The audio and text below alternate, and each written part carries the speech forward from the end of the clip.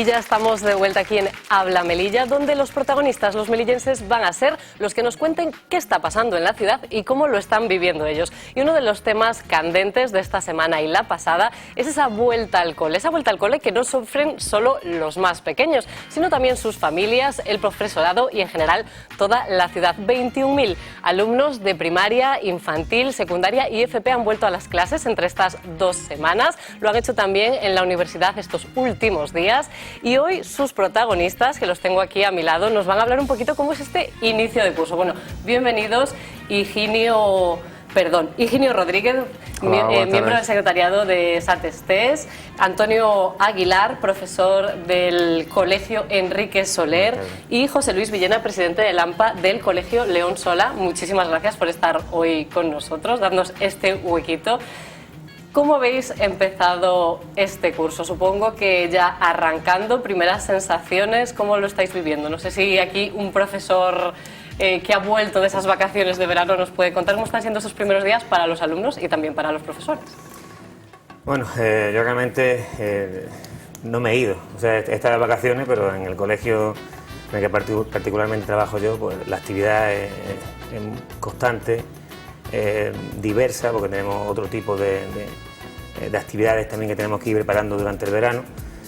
Pero bueno, en lo que es la vuelta al aula, sí tengo que decir que cansa, ¿no? O sea, lo que es empezar de nuevo, organizar, pero también a la vez te llena de ilusión, porque vas viendo a los mismos niños que estuviste en el curso pasado, a la familia, los reencuentras, convives con ellos, vas viendo y escuchando lo que ha sido para ellos estos 2 meses de vacaciones y bueno, pues lo único que hay que hacer es mirar para adelante, empezar cuanto antes y a recuperar la rutina, ¿no? Que quiera que no te va marcando el camino del curso escolar. ¿Y cómo lo viven los niños, José Luis? Cuéntanos en tu parte de padre cómo ha sido este volver a la rutina. ¿Les ha costado? Los niños se lo pasan bien en los espacios y lugares donde se lo pasan bien. Entonces es cierto que la época del verano es poco menos que su fiesta diaria y constante. Pero si tú ves como la mayoría de los niños y niñas acuden a los centros educativos, están siempre encantados por reencontrarse con sus amigos y tal. Y al final, si el colegio brinda un servicio más o menos aceptable, los niños son súper felices en los centros. Y yo no me parece que sea tan difícil la vuelta al cole en ese sentido, ¿no? Bueno, y ya, Higinio, contigo me gustaría poner el primer punto candente de esta primera tertulia de Habla Melilla. Y es que nos hablaba muy bien de que los niños volvían a clase. Tenemos aquí a uno de los profesores y es que parece ser que hay muchos niños por aula. Desde el sindicato vosotros lo habéis transmitido y habéis hablado de que eso podría ser un problema incluso para la educación de los pequeños, el que las aulas se masifiquen. Hombre, qué duda cabe. No es lo mismo trabajar con unas cifras razonables que podrían ser o ideales entre 15 y 20 alumnos o legales. Como serían 25, que trabajar con cifras de 30, 32 e incluso 36, como tenemos en algún caso. Hace un momento hablaba con el compañero de que el profesorado también vuelve con ilusión. Y es cierto, el profesorado vuelve con ilusión hacia el trabajo, pero a veces muy a pesar de la administración, puesto que no se ven que se hagan esfuerzos para evitar esta situación que realmente es muy problemática. Termina por desilusionar mucho a los docentes y los hace trabajar en unas condiciones muy poco dignas. Y ojo, no son solamente los profesores quienes trabajan en estas condiciones, por ende lo son también los alumnos. Ya abro esta pregunta para los tres y es, ¿notáis entonces que eso os dificulta la docencia o que los niños lo sufren?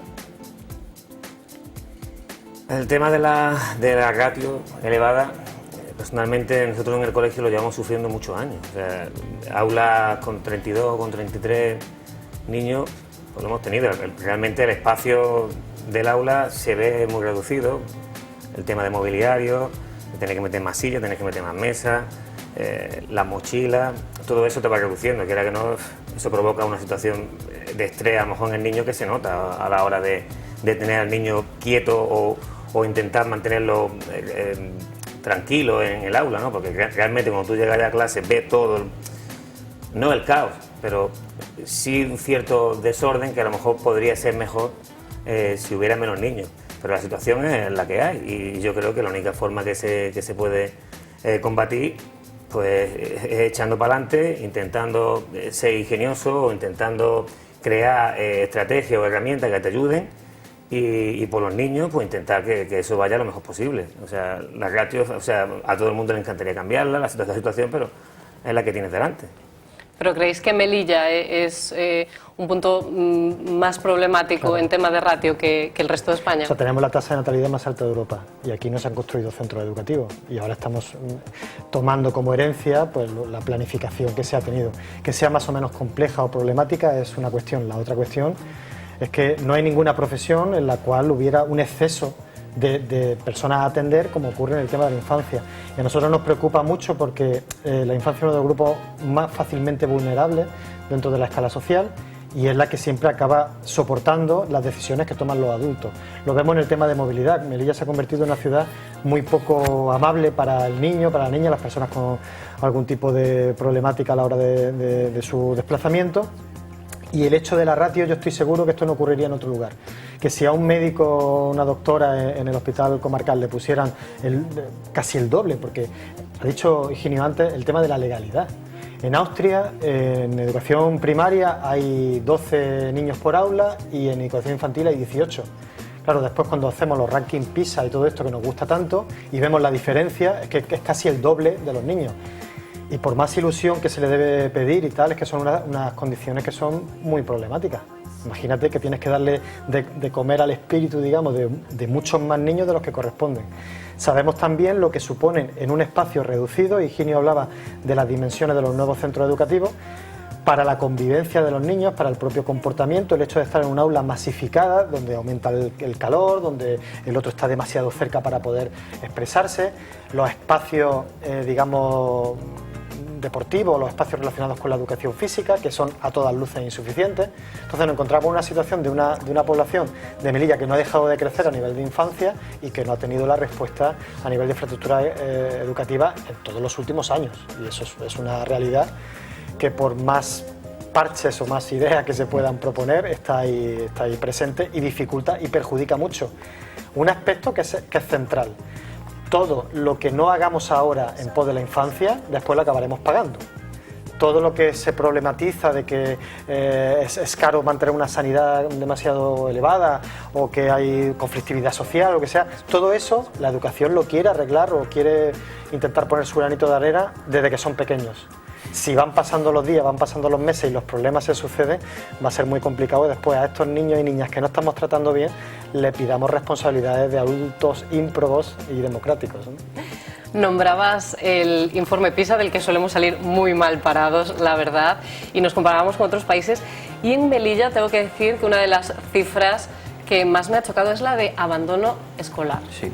Es una de las más altas de España, sí, y es muy superior a la media estatal. Efectivamente, no obstante que quiero hacer un pequeño inciso, hoy día ya no entra Melilla en los informes PISA.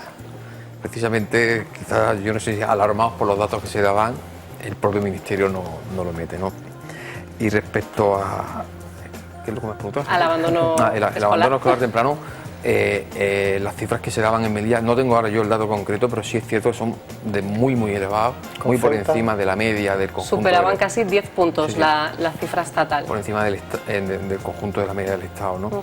Y algo tendrá que ver la situación que se vive de número de alumnos, porque además que se da la circunstancia de que las cifras de PISA y los abandonos escolar temprano más reducidos se dan en aquellos lugares donde las ratios también son más bajas.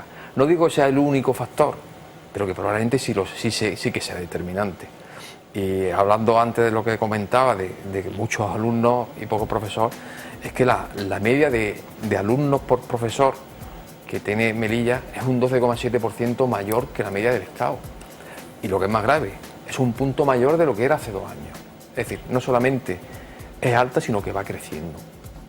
Y por otra parte, con respecto a lo que comentaba José Luis hace un momento, lleva toda la razón. Lo que no se haga hoy se va a pagar en el futuro, tanto en la formación de los ciudadanos y la sociedad que queremos, como en lo que la sociedad y la propia educación le vaya a aportar a estos niños. La situación que viven los niños hoy en los centros escolares es producto de la inacción de los últimos 15 años. Si esto se hubiera empezado a hacer los centros hace 15 años, hoy probablemente no tendríamos esta situación. Quitado algunos vaivenes de población que se dan en determinados momentos, pero que no son lo que determina la situación actual que tenemos. Bueno, y hablábamos de que este es el inicio de curso y uno de los puntos de inflexión de este inicio de curso supongo que es la preparación. Este mes de septiembre, donde toca comprar los libros, comprar el material escolar, prepararse para esa vuelta al cole. A mí me gustaría, aunque sé de buena tinta que vosotros por experiencia lo conoceréis, que vierais lo que nos contaba la calle acerca del gasto que supone volver con los niños a clase. Rondando los 200, 300, según el colegio, que hay algunos que tienen algún tipo de ayuda. Yo tengo dos y calcula una en el instituto y otra en el colegio, 600 euros, fácil se te van. Y ya cuando pasas a bachiller, y bueno, y en medio de la ESO es también muchísimo más cara. 3 niños vuelta al cole es un dineral. Y para los materiales yo he ido guardando todo porque sé que es un dinero. Septiembre, esa no se nos escapa a los melillenses por lo menos. Es cuesta de septiembre sin lugar a dudas, ni de enero ni de nada, es cuesta de septiembre sin duda. Bastante, estamos también en Melilla, que la feria la tenemos en septiembre y te deja listo, vamos. Vente en junio, apartas los libros, empieza a llevártelo en julio y agosto, y entonces llévate, no puedes, pues llévate una bolsa de un niño en julio, otra bolsa a otro niño en agosto. Hay de todo, hay padres que vienen el último día pidiendo las cosas con prisa y encima han alterado porque no tienen nada cuando se llevan pidiendo libros de hace 2 meses. Y resulta que luego van dejando aquí bolsa y bolsa y bolsa y vienen a última hora. Chicas jóvenes vienen buscando Mr. Wonderful, que es una marca que tiene mucho tirón, y vienen buscando mochilas, estuches, libretas, carpetas, de ese tipo de cosas. En España se establece una media de unos 125 y unos 500 euros de media de gasto escolar en España. No se sabe la media de Melilla y sí que es una de las más altas de la OCDE. No sé qué os parece, cómo lo vivís, padre de escolares en activo, ¿cómo es esta vuelta al cole para vosotros? Claro, el centro, el León Solar, es un centro que tiene unas determinadas características, que tampoco es la norma general en la ciudad. Y la situación hay que decir que es bastante dramática, porque hay demasiadas familias que tienen una situación que sería casi indignante, se podría llegar a decir, por agudizada. Y a pesar de los esfuerzos del Ministerio, que tiene una beca de 105 euros, o de la ciudad autónoma, no alcanza para llegar a las cifras que, por ejemplo, estás planteando. Además es que al final no es una palabra muy bonita para decirla en televisión, pero es un chorreo de gastos que se suman a diario y que complican mucho la vida de la familia. Entonces, nosotros hemos iniciado un proceso desde el día 1, estamos mañana y tarde.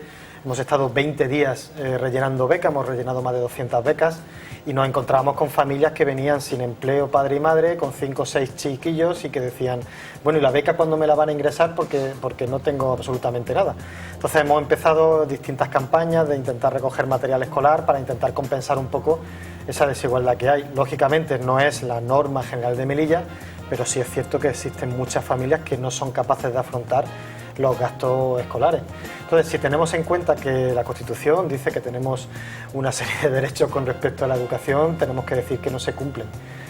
Será más o menos necesaria una mayor inversión, pero está claro que lo que es el procedimiento, lo que es legal, ahora mismo no se cumple. Y hay familias que no alcanzan el mínimo de estándar para sacar ese gasto adelante, por muchas o por las medidas que pueda haber de paliación de ese problema. ¿Y qué soluciones podríamos aportar? ¿Crear una especie de libros para todos que se vayan pasando de cursos a cursos y que el niño realmente los tenga un curso y que los deje como impecables para el siguiente? ¿Donaciones, libros de segunda mano? ¿Qué se podría hacer? ¿Habría alguna solución a nivel de ciudad autónoma? Pues la que ha apuntado podría ser una de ellas, que los libros formen parte del sistema y esos libros se les van proporcionando a los alumnos y los devuelven y luego hay que ir renovando una serie de alumnos. Eso en cierta medida se hace, pero luego aparte hace falta determinado apoyo para otra serie de materiales que se exigen a los alumnos. En algunas ocasiones algún material que luego no se utiliza, también hay que decirlo, pero lo que está claro es que, como bien decía José Luis, el principio de la enseñanza libre, gratuita y de calidad deja mucho que desear, y precisamente por esto, y particularmente en el contexto socioeconómico en el que vivimos ahora, ¿no? Y en el caso concreto de algunos espacios determinados en los que también la situación socioeconómica es quizás mucho más, la gravedad es mucho más aguda que en el conjunto de la media, que además suele coincidir también con mayor número de hijos, con lo cual el gasto se eleva una barbaridad. Hay una cosilla que me gustaría apuntar y es que la Ciudad Autónoma tiene una convocatoria para los directores y directoras de los centros educativos para la reposición de libros. Entonces, por ejemplo, al León Solá este año le han concedido 29.077 euros.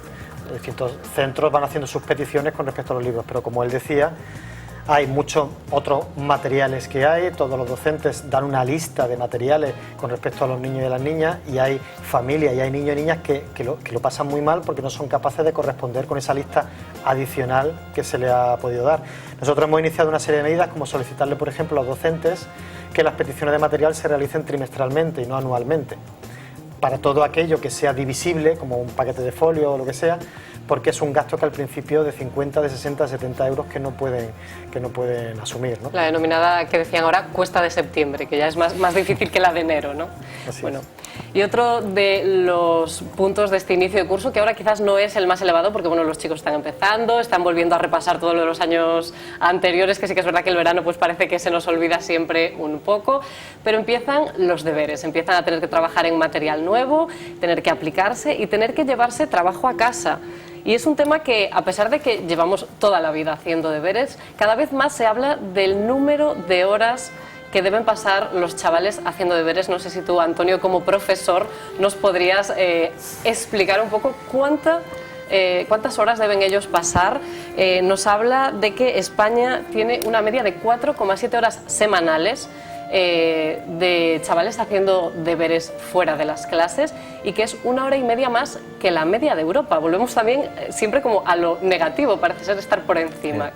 ¿Cómo deberíamos hacer? Yo te lo puedo decir como profesor y te lo puedo decir como padre. Yo también soy parte implicada como padre, ¿no?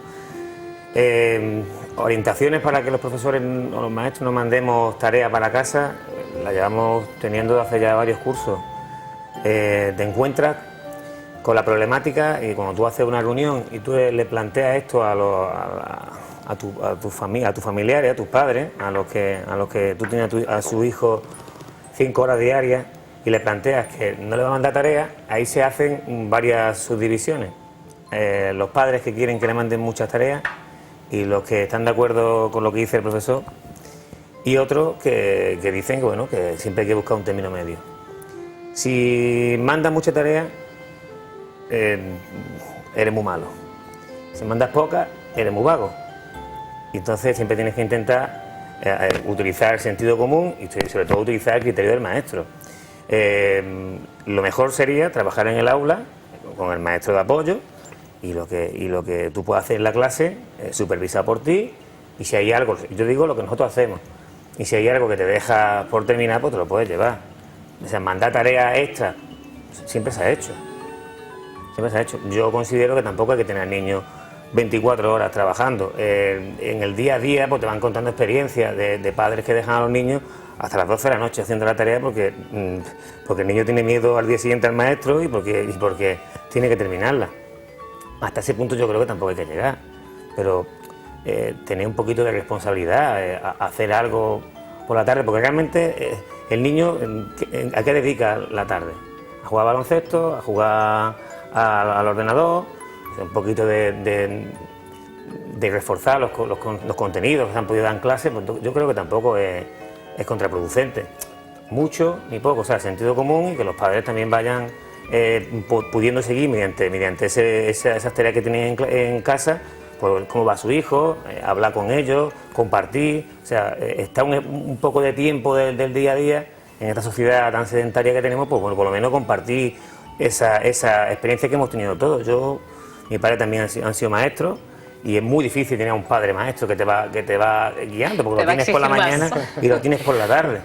Y es muy duro, porque siempre te van tratando como el niño enchufado en clase, pero realmente es todo lo contrario. Yo intento aprender también de eso, ¿no? Mi padre ha estado conmigo cuando yo lo necesitaba, pues yo supongo que no nos ha ido tan mal a esa generación. Yo estoy en los 20 y tantos, no sé vosotros cómo estaréis, pero creo que hay que utilizar siempre lo que es el sentido común, ¿no? Los padres tienen que estar con su hijo, ver su material, ver lo que están haciendo y llevar un seguimiento. Siempre habrá algunos que les guste y otros que no les guste. Sí, lo que pasa es que creo que habrá también los padres que puedan y los que no puedan, que no siempre eso es posible, ¿no? Entonces, como docentes hemos dado un apoyo a nuestros hijos, pero muchos padres no están en condiciones de dar ese apoyo. Entonces, tiene que ser el sistema quien se lo dé. Y respecto a lo de los deberes pueden ser producto de dos cosas. Uno sean de la necesidad de un refuerzo fuera de lo que es el horario estrictamente escolar, que no son rechazables de por sí, lo que es rechazable es el exceso. Pero otra de esa parte de los deberes proviene de lo que no se ha podido trabajar en clase, y probablemente si en lugar de tener 35 alumnos tuviesen 20 o 25, la atención personalizada que tendría cada uno de los alumnos haría que cuando saliera de clase llevara sus deberes completamente hechos. La pescadilla que se muerde la cola. Hay mucho del trabajo que se hace en casa que es lo que no se ha podido terminar en el aula.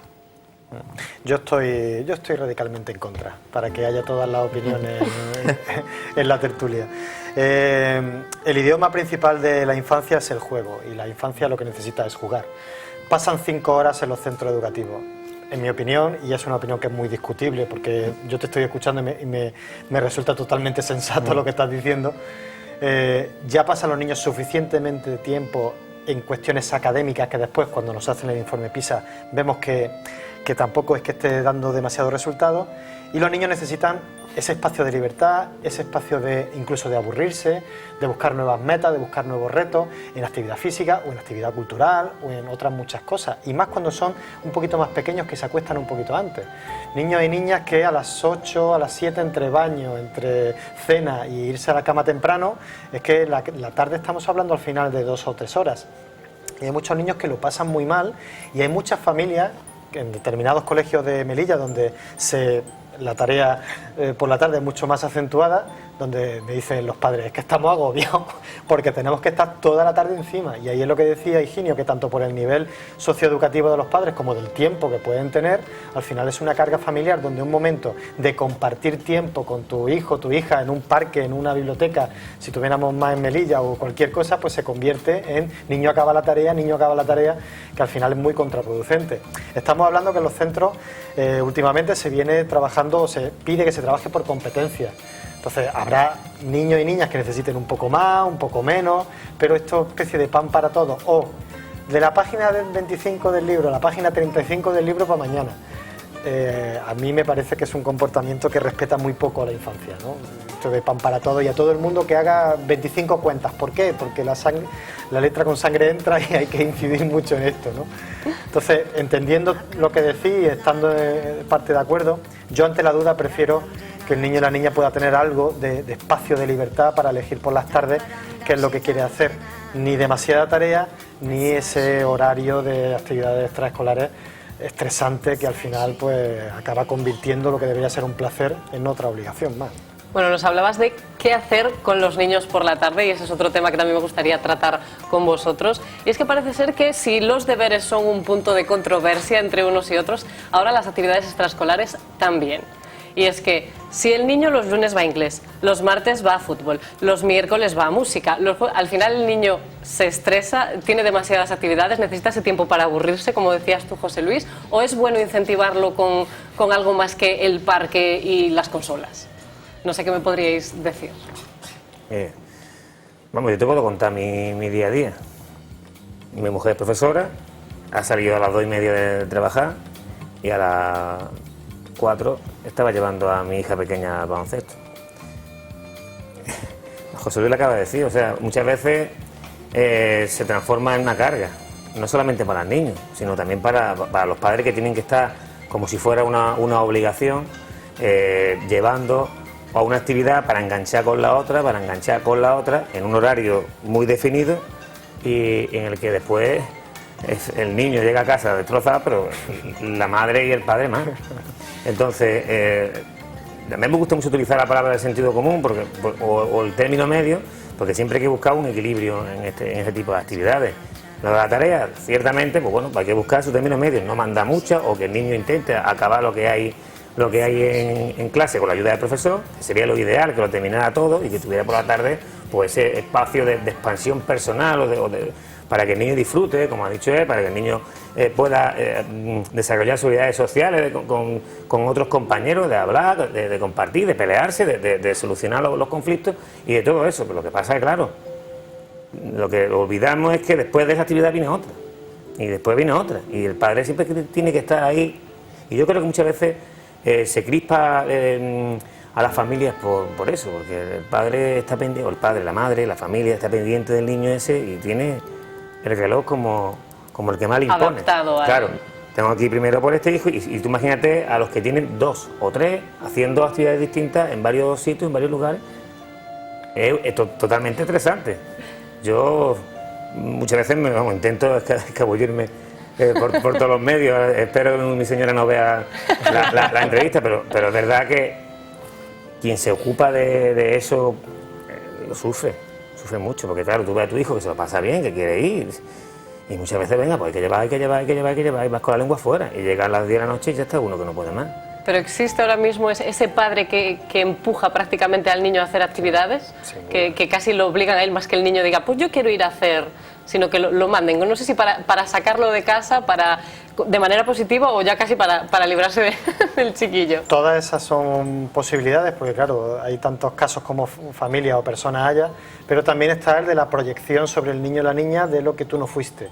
Eso también ocurre mucho, y especialmente en campos que debieran ser un sinónimo de libertad como los artísticos, ¿no? Lo voy a apuntar porque quiero que toque el piano, quiero que toque, no es que mi niño va a destacar o mi niña va a destacar, y al final lo que decíamos antes de convertir en obligaciones.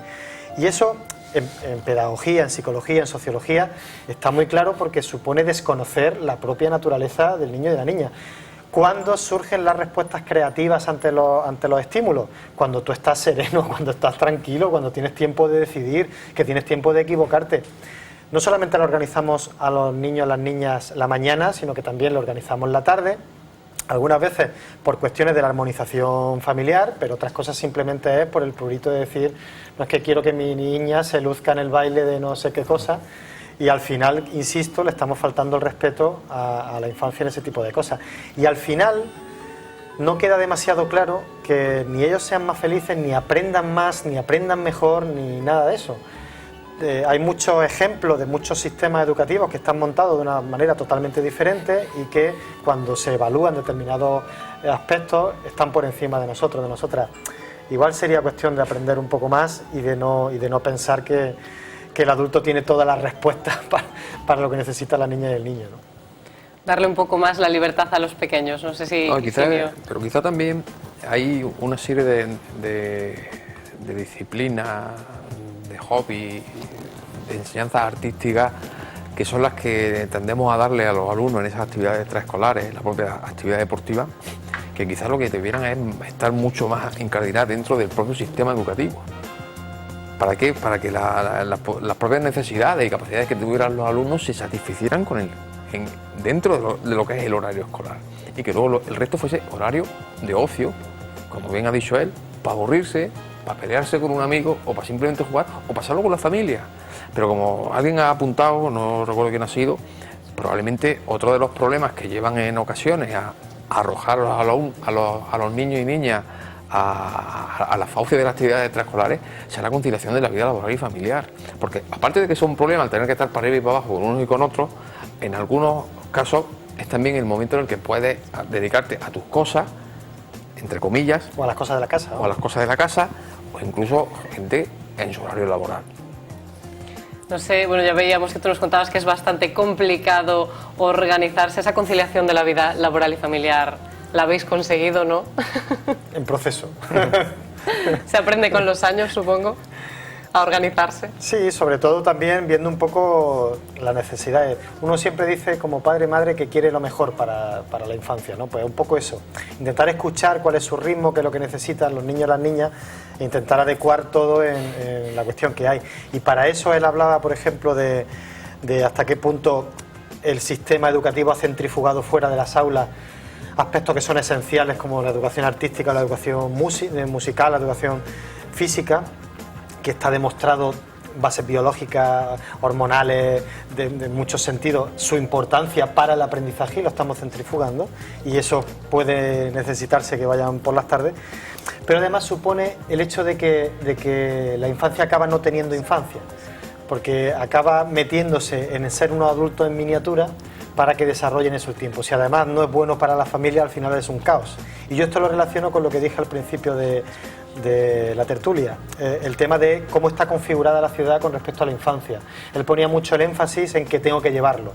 Tengo que llevarlo porque, a pesar de que Melilla no es tan distante, sí hay determinada distancia, y si la ciudad centrifuga la posibilidad de que la infancia pueda desplazarse autónomamente porque es peligrosa, porque tenemos más de 66.000 vehículos censados en Melilla, entonces convierte a que la ciudad te exige prácticamente que tengas que desplazarte en coche para todas estas cuestiones, con lo cual ni siquiera un aspecto básico de la educación, empezando de la educación infantil, como la generación de autonomía o la generación de responsabilidad, lo estamos trabajando el mundo adulto, porque estamos imponiendo esa mini cárcel de cristal en la cual hay que llevar a los niños de punto a punto, con lo cual no tienen determinado tipo de vivencia, no tienen interacción en el medio social y natural, no pueden observar la falta de espacios verdes en Melilla, no pueden relacionarse con otros niños y niñas.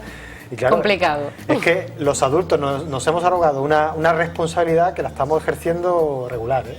Pues la verdad es que es muy complicado. A mí desde aquí me ha encantado escuchar todo lo que teníais que contarme en este inicio de curso, así que yo os doy muchísimas gracias por participar en este primer Habla Melilla. Yo creo que la verdad es que hemos hablado de todo, nos han quedado muchas cosas por decir, casi que os voy a invitar a que os vengáis otro día. Muchas gracias, José Luis Villena, presidente del AMPA del Colegio León Sola, también a Antonio Aguilar, profesor del Colegio Enrique Soler, y a Higinio Rodríguez, miembro del secretariado de SATESTES. Muchísimas gracias por estar con nosotros. ¿Qué tal? ¿Habéis estado bien, no? ¿Habéis podido expresaros bien? Bueno, pues yo os deseo un muy feliz inicio de curso a los tres, que sobreviváis de este inicio de curso, que les deis a los niños mucha educación con mucha ilusión y que tengan esa libertad para crecer y para ser niños también. Nosotros nos vamos a publicidad, volvemos muy rápido, no se lo pierdan, porque llega la cultura y el comercio aquí en Habla Melilla.